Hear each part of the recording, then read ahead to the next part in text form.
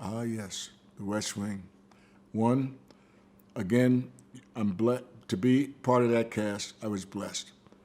An ensemble the likes of which it's like you called up the roll call of the finest actors on television and then topped it off by having them read the finest scripts written for television by Aaron Sorkin.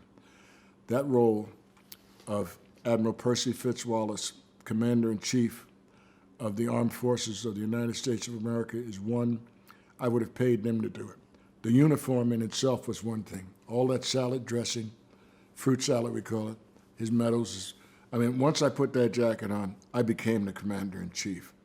And as fate would have it, after the show had been on, I think, a year, I was in Washington and I had arranged to have a meeting with then Secretary of State, Colin Powell.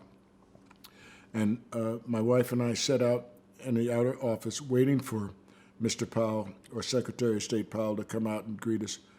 He came out, he opened the door, he looked at me and he said, "Percy Fitzwallace? What kind of name is that for a brother?" I mean, he had me on that. I'm starting to crack up and laugh, and I said, I can't fall out the way I usually do because I'm with the Secretary of State of the United States. So he invites us into his office, my wife and I, and he says, "Excuse me, John, I got to make a phone call." He calls his wife, Alma, and he says, "Alma, you'll never guess who I'm sitting in my office with." I turned to my wife and I said, "She'll never guess who he's sitting with." I said, "Ma, do you believe this? I'm here with the Secretary of State, the former Commander-in-Chief." I couldn't believe it. So that's my career has led me into some offices and had me meet some people.